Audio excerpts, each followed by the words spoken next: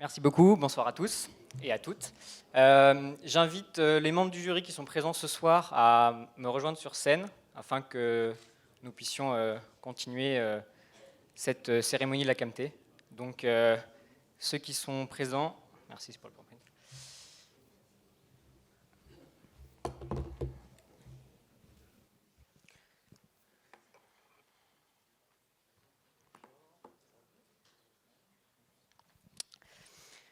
Merci à toutes et à tous d'être présents ce soir. Nous allons commencer la remise des prix Arts et métiers pour la transition écologique. À l'heure où les initiatives étudiantes en faveur du climat et de la transition écologique se multiplient, le prix Arts et métiers pour la transition écologique récompense celles et ceux qui se mobilisent et apportent des solutions aux enjeux actuels. Aux prémices de cet événement, nous nous étions fixés 3 objectifs pour ces prix. Le premier, agir pour la transition écologique, assez simplement. C'était une directive dans notre tête. Le second, former les étudiants arts et métiers aux enjeux climatiques qui ne sont pas forcément encore aujourd'hui assez présents dans les formations. Et le dernier était de mettre en avant ces initiatives avec une récompense et des remises de prix. C'est autour de ces objectifs que nous avons construit 2 catégories, donc la catégorie appel à projet et la catégorie initiative étudiante. La première est dédiée aux étudiants arts et métiers, nommée appel à projet, et elle se structure autour d'une problématique qui était de résoudre comment décarboner ma ville. Autour de cette problématique, 3 axes de travail ont été proposés aux étudiants et ils ont dû se limiter à un de ces 3 axes. Donc comment décarboner ma ville autour de l'axe bâtiment, mobilité ou industrie. L'autre catégorie est la catégorie initiative étudiante, destinée à l'ensemble des étudiants du supérieur. Et cette catégorie a récompensé un projet.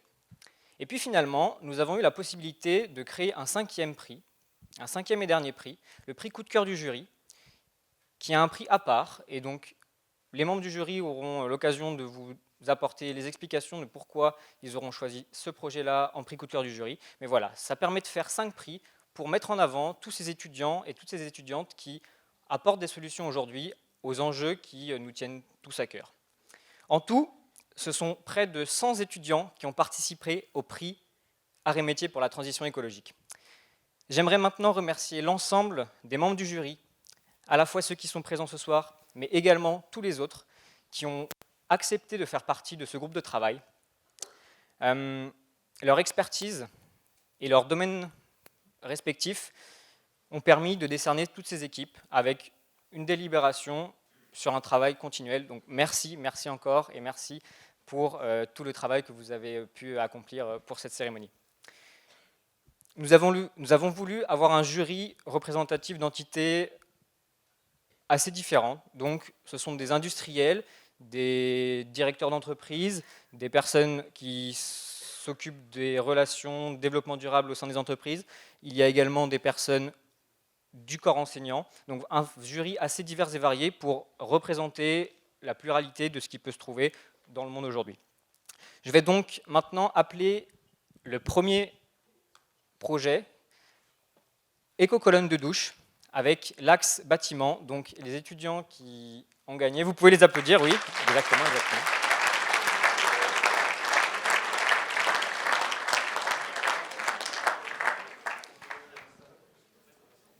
Donc je vous laisse présenter votre projet. C'est à vous. Okay. Bonjour. Donc, nous, notre projet, c'est l'éco-colonne de douche. Donc, on est parti d'un constat. Vous êtes d'accord qu'à chaque fois, quand vous prenez votre douche, il y a à peu près une dizaine, vingtaine de secondes avant que l'eau ne soit à la bonne température. Et donc, l'eau froide, vous la laissez couler et cette eau froide est gaspillée. Donc, nous, ce qu'on a cherché à développer, c'est un système qui va stocker cette eau et la réinjecter ensuite au fur et à mesure de votre douche, mais donc elle ne sera pas gaspillée au final, et ça va permettre de faire des économies d'eau qui vont permettre de faire des économies, d'émettre moins de CO2. Donc en ça, c'est bon pour la planète. Donc voilà. Merci beaucoup, on peut encore les applaudir.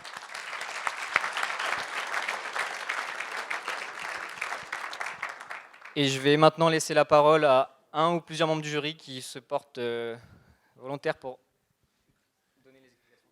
Moi, je veux bien dire 2 mots. Déjà, donc moi, je suis Jean-Baptiste Blondel, donc senior manager chez Wavestone, qui est un cabinet de conseil en transformation. Et je travaille sur la difficile tâche d'accompagner les grands comptes dans la transformation de leur business model et de leurs activités pour qu'elles soient durables et qu'on évite de mourir à cause du taux d'humidité, ce que j'ai entendu tout à l'heure. Je suis ravi d'avoir été invité. Je voulais quand même remercier la KMTE de l'invitation. Moi, j'ai pris beaucoup de plaisir. Quand Corentin m'a appelé, j'ai sauté sur l'occasion. Il ne m'avait pas dit, par contre, qu'il y avait 15 dossiers de 50 pages à lire d'une semaine pour l'autre. Mais heureusement, il y a pas mal de consultants chez Wavestone, donc j'ai eu de l'aide. Non, mais honnêtement, par contre, j'ai adoré lire les rapports parce que j'ai trouvé que vous étiez vraiment engagés, c'était de qualité. On a eu des débats dans le jury, on s'est un petit peu arraché les cheveux, en tout cas moi, sur la partie bâtiment, il y a eu des discussions pour arriver à se mettre d'accord, donc ça montre la qualité des dossiers, donc je voulais quand même dire 2 mots là-dessus. Et pour en venir au projet éco-colonne de douche, voilà, pour moi, le concept est déjà, vous partez d'un concept qui est très bon. Le travail a été fait de qualité. Et puis, pour la petite anecdote, juste 2-3 semaines avant, ma femme me dit écoute, Jean-Baptiste, ça va pas du tout. J'en ai marre de gaspiller l'eau de la douche. On va mettre une poubelle dans la douche à côté parce que le temps qu'elle coule, elle est froide, machin, on va s'en servir pour les plantes. Et elle me tannait tous les jours pour ça. Et je disais non, c'est pas le moment. Et je vois ce projet qui sort, je le lis et je me dis ils ont trouvé la solution. Donc voilà, moi c'est aussi un coup de cœur personnel. Donc j'espère que ce sera commercialisé normalement dans le mois de juin. J'ai compris juin ou septembre. Pour répondre aux attentes de ma femme. Voilà. Merci beaucoup.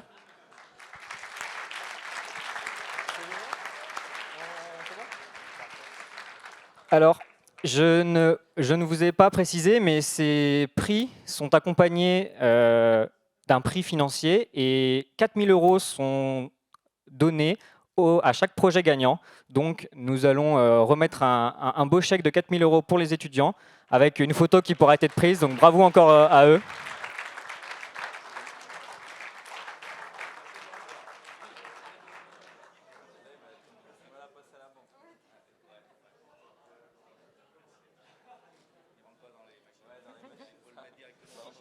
Bravo. Super. Vous pouvez aller le remettre derrière.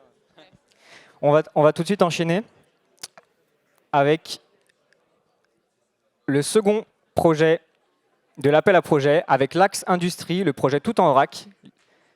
Bravo, vous pouvez les applaudir.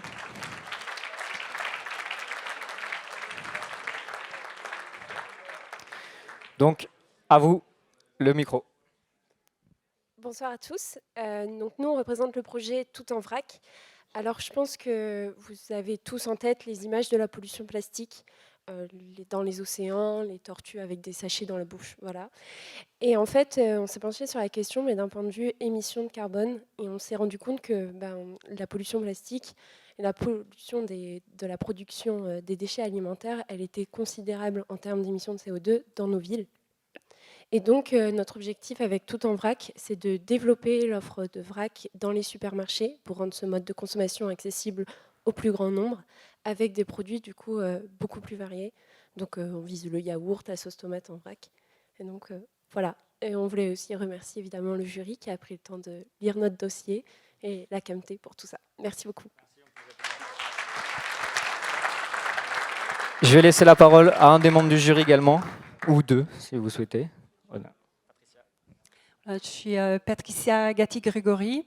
Donc, je suis un ingénieur géologue et actuellement directrice de développement durable et engagement sociétal pour le groupe Keolis. Et donc, je suis ravie vraiment d'avoir été invitée à ce jury. Et c'était vraiment un plaisir de lire vos projets. Et ça donne vraiment de l'espoir pour le futur, de vous voir engagé sur ces sujets et de façon pratique. Parce que là, on ne fait pas du vent, du greenwashing, c'est des solutions opérationnelles. Et c'est ça qui est intéressant. Et donc, je ne sais pas si vous connaissez, c'est le triangle de l'inaction. C'est un triangle où il y a les gouvernements, les États, les industriels et les citoyens. Et chacun de ces trois parties attend de l'autre de faire quelque chose pour lutter contre le changement climatique. Mais le problème, c'est que si on attend, le résultat, c'est l'inaction. Et de ces trois éléments, le plus puissant, ce que a le plus pouvoir, c'est les citoyens. Parce que les citoyens, c'est aussi les clients, et les citoyens, c'est aussi des électeurs. Et donc, ça veut dire que c'est la responsabilité de chacun aussi de prendre en charge ce sujet. Et ce qui est intéressant aussi de développement durable, comme a été dit, c'est qu'il y a du bon sens. C'est que nos grands-parents et avant encore, ils faisaient déjà du développement durable. Et on ne l'apprenait pas à l'école, c'était normal. Et donc, c'est du bon sens qu'il faut réintégrer dans nos vies. Et ce qui est intéressant avec cette solution et d'autres, c'est que c'est des solutions simples et concrètes et qui sont à la portée de tous. Et ce n'est pas parce que c'est simple que ce n'est pas intéressant, mais c'est simple et donc c'est plus facile à mettre en œuvre et c'est la mise en œuvre qui est importante. Parce que si on parle, rien ne peut arriver, en fait. Il faut vraiment concrétiser tout ça. Donc, merci beaucoup vraiment pour votre proposition qui a gagné le prix. Voilà. Merci.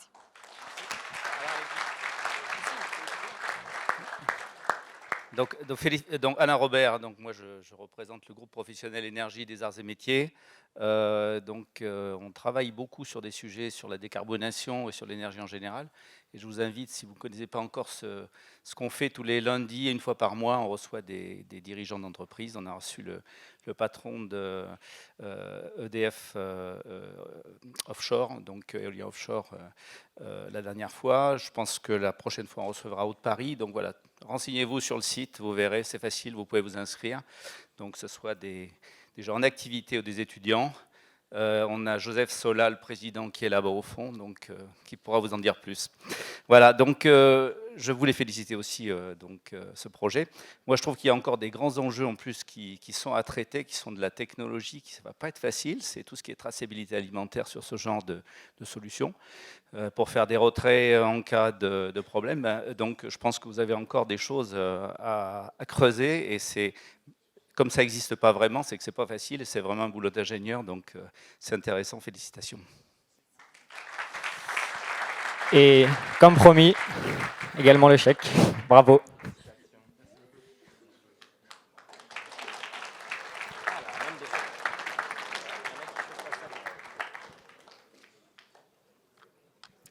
Bravo encore, bravo.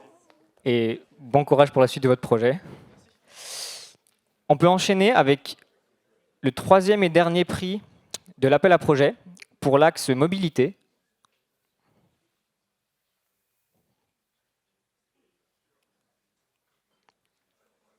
Tu peux peut-être aller avec le PC là-bas. Qui arrive. Je peux déjà vous donner le titre. C'est pour des courses décarbonées du campus d'Angers. Donc les étudiants, vous pouvez venir sous un tonnerre d'applaudissements. Voilà.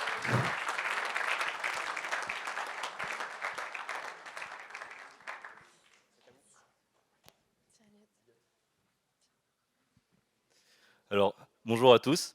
Si je vous pose la question « Comment êtes-vous arrivé ici ?», j'ose espérer qu'il y a une partie qui me répondront en transport en commun, à pied ou à vélo. Donc, c'est des moyens de transport décarbonés et c'est parfaitement adapté pour des trajets du quotidien et des trajets urbains. Cependant, on avait un trajet qui résistait encore donc, à la décarbonation. C'est le trajet pour faire ses courses, parce qu'on est tous d'accord que quand on va faire ses courses, on choisit la solution de simplicité qui est de prendre sa voiture. Et donc on a proposé une solution à ça. Donc nous sommes Elliot, Vincent, Lucas et moi-même, Léa, donc, du campus des arts et métiers d'Angers. Et notre solution, c'est décarboner le dernier kilomètre des assiettes angevines en proposant une solution de vélo cargo pour faire ses courses au sein d'une coopérative d'une quinzaine d'adhérents. Donc moyennant 2 € par mois, un étudiant qui souhaite faire ses courses peut réserver un créneau pour prendre le vélo et donc l'utiliser à sa guise pour faire ses courses. En interrogeant les étudiants angevins, nous sommes venus aux conclusions suivantes. Tout d'abord, il faut une grosse capacité, un gros volume embarquable, ce que permet le vélo, d'ailleurs de loin, parce qu'il est possible de réaliser ces déménagements en vélo. C'est une histoire vraie, je ne raconte pas de blague. Un deuxième aspect est d'éviter les bouchons, d'éviter les embouteillages quand on va faire ses courses à la sortie des cours. Et enfin, il y a vraiment un désir de la part des étudiants de s'engager, de prendre des résolutions environnementales. Et si nous arrivons à appliquer notre projet de vélo cargo à tous les étudiants angevins, ce ne seront pas moins de l'équivalent d'empreinte carbone de 133 étudiants angevins qui s'arrêteraient de polluer en une année. Et enfin, le point le plus important pour nous, c'était de changer nos mentalités et pourquoi pas entrevoir un futur sans voiture, et notamment en ville. Et en effet, le transport routier des particuliers représente un poste de consommation de CO2 équivalent énorme aujourd'hui, fait partie des plus grands. Et aujourd'hui, avec notre projet qu'on est en train de mettre en place dans notre campus, ensuite à l'échelle des universités d'Angers, puis à l'échelle de la ville, et on espère que Angers soit un exemple pour les autres villes, on souhaite décarboner nos villes, et nos partenaires actuellement sont la ville d'Angers, les arts et métiers.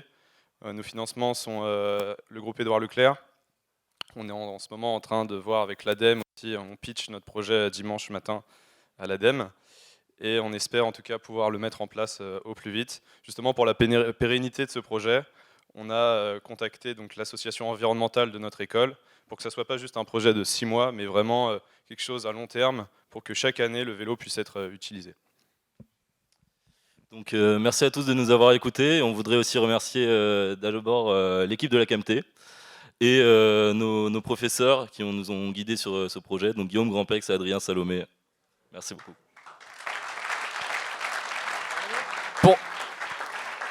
Pour une présentation plus approfondie, nous serons bien sûr là au moment du cocktail et nous pourrons bien sûr répondre à vos questions.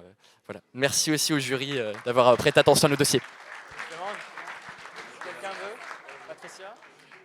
Je voulais intervenir aussi sur la mobilité. Et c'est mon secteur. Donc, Keolis est leader mondial de mobilité durable. Et nous, ce qu'on promue, c'est le report modal, l'utilisation de mobilité douce, vélo, marche à pied et des transports en commun, sûrement. Et donc, voilà, pour moi, c'était très important pouvoir récompenser cette idée qui est très intéressante toujours parce que c'est assez facile. Bon, c'est pas évident, mais c'est faisable. C'est industrialisable aussi à d'autres campus. Et en plus, ça fait partie aussi des enjeux des territoires. Et donc, je pense qu'il y a l'ADEME, mais il y a aussi la collectivité d'Angers que je pense peut être intéressée parce qu'il y a tout un sujet des plans de mobilité dans les métropoles, dans les territoires. Et donc, je pense qu'on peut aller au-delà de l'ADEME et d'autres acteurs qui peuvent être intéressés à votre projet et vraiment à étendre à d'autres campus en France et à l'étranger. C'était vraiment une idée vraiment très, très intéressante et simple, toujours. Allez, merci beaucoup. Je saisis la balle au bon. Juste pour compléter, je trouve qu'il y a une dimension aussi, vous avez parlé de coopérative. Enfin, vous connaissez tous le dicton, hein, seul on va plus vite, ensemble on va plus loin. Face à l'immensité des défis qu'on a, je trouve que le modèle coopératif, la coopération, elle est extrêmement intéressante. Donc moi, c'est aussi quelque chose qui m'a plu, voilà, ce côté allions-nous, coopérons. Et j'en profite pour faire un petit coup de pub. Pour ceux qui sont intéressés pour tout ce qui est énergie renouvelable et transition énergétique à Paris en Ile-de-France, j'ai eu la chance de cofonder Énercitif, qui est une coopérative d'énergie citoyenne. Donc c'est des habitants comme vous et moi de Paris et d'Île-de-France qui financent et qui gèrent, qui exploitent des centrales solaires et qui font des cours pour enseigner la transition écologique et les changements de mode de vie auprès d'écoles primaires, de collèges, etc. Donc la coopération a de l'avenir, voilà. Un autre commentaire, très beau projet, bravo à eux. Le moment photo. Vous pouvez les réapplaudir parce que c'était un très beau projet.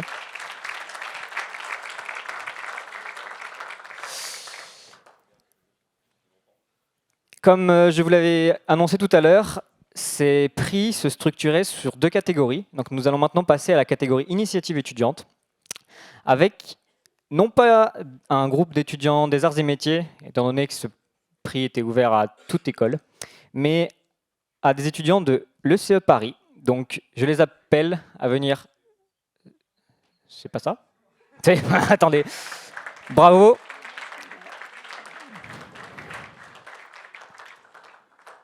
On va vous mettre la présentation. Voilà. Bravo encore. Et donc, le micro est à vous. Bonsoir à tous, je m'appelle Valérie Patureau, je suis élève ingénieur à l'ECE Paris.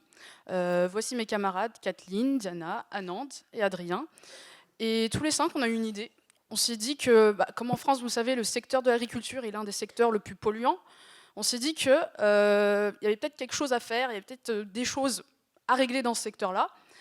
Et suite à plusieurs travaux d'investigation et de recherche, on s'est rendu compte qu'en 2050, on prévoit que la population augmentera on sera 10 milliards d'individus sur Terre, ce qui fait que des enjeux vient la question de savoir comment on va faire pour nourrir tout ce monde-là.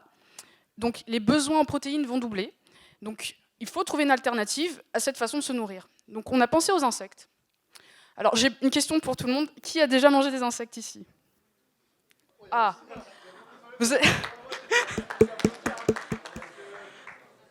Donc vous représentez déjà des gens qui seraient potentiellement intéressés par notre solution. Et à présent, je vais vous la décrire. Notre solution, c'est quoi? C'est une intelligence artificielle au service de l'élevage des insectes. En gros, nous, ce qu'on a fait, c'est qu'on a créé une IA qui va permettre de trier et de détecter les insectes dans les productions. Il faut savoir qu'en France, il existe déjà des industries qui sont productrices d'insectes. Et nous avons donc effectué un partenariat avec l'un de ces industriels afin de l'aider à optimiser sa production via le prisme de l'intelligence artificielle. Voilà. Merci beaucoup.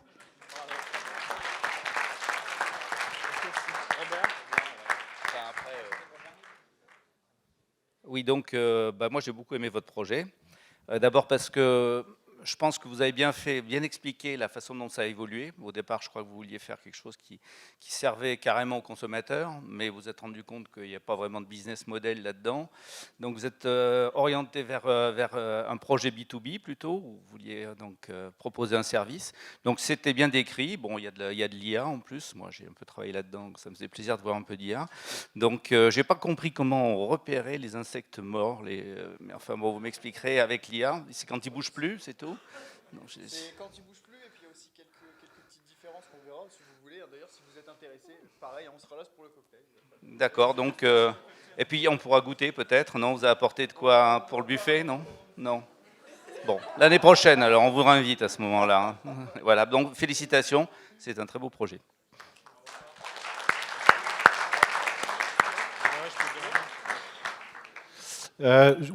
Juste dire un mot également. Donc, déjà, je suis déçu qu'on ne puisse pas les goûter au cocktail, mais bon, ça sera pour une prochaine fois.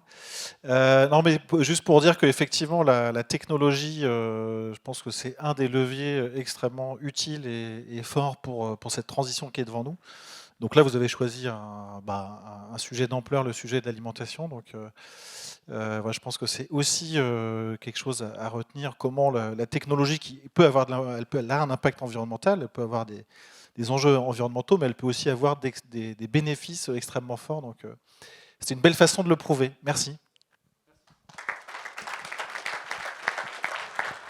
Nous allons pouvoir vous remettre également votre prix avec la photo qui va venir avec. Toujours sous un tonnerre d'applaudissements, je suis sûr que les gens ont envie d'applaudir. Voilà, bravo.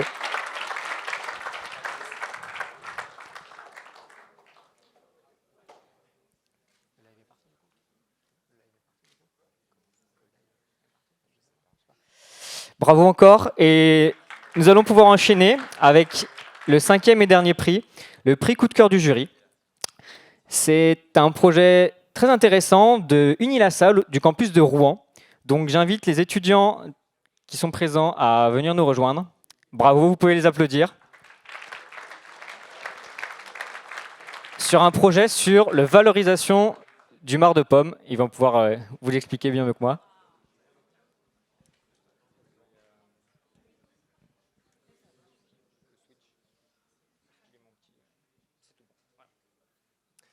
Bonjour à tous et à toutes.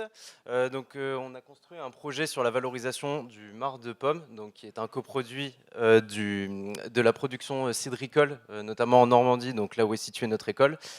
Moi-même, Yann, avec ma collègue Mathilde, ainsi que notre collègue qui est malheureusement absent aujourd'hui, Paul, on a décidé de construire un emballage à base de ces coproduits, et notamment aussi en partenariat avec un moulin, les coproduits de la farine, notamment le son de blé, construire un emballage. Et donc je vais vous laisser Mathilde en dire un peu plus sur cet emballage. Donc, cet emballage, c'est un emballage qui est dit matériaux biosourcés, donc 100% à base de coproduits agricoles. On voulait mettre dans notre projet également les notions de éco-conception, circuit court et économie circulaire, afin de réduire l'empreinte environnementale, et donc être acteur aussi de la transition écologique. Donc merci beaucoup au jury et pour toute cette organisation de la Cantée.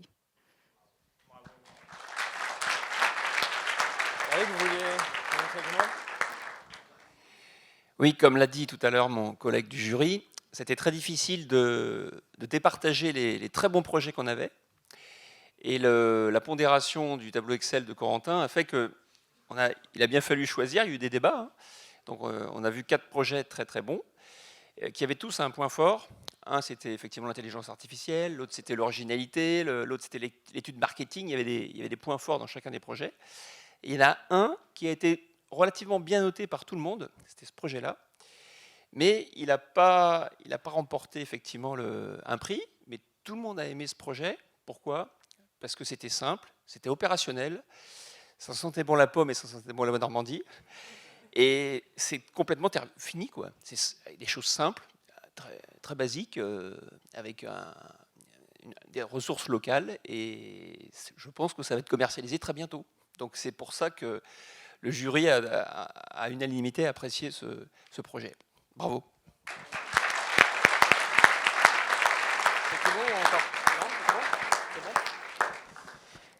Bravo, bravo. Eric Philly a bien résumé. Donc on va pouvoir vous remettre votre prix, toujours sous un tonnerre d'applaudissements. J'insiste. Bravo à eux.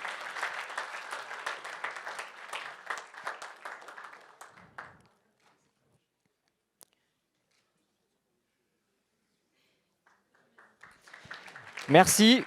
Je remercie encore une fois énormément tous les membres du jury qui ont accepté de participer à ce travail de désignation de chacun des lauréats. Encore bravo à tous les étudiants, ceux qui ont gagné certains prix, mais également ceux qui n'ont pas été sélectionnés à la fin. Il y a eu énormément de projets de toute école, des arts et métiers également, mais de beaucoup d'autres écoles. Donc bravo à eux. Et nous allons pouvoir continuer la soirée. Je vais laisser mon collègue. Merci.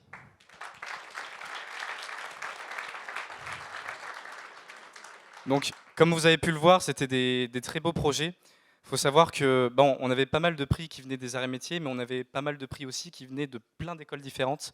On a fait appel à toutes les écoles d'ingénieurs, toutes les écoles de commerce, Sciences Po. C'était un nombre de projets assez conséquent qu'on a reçu.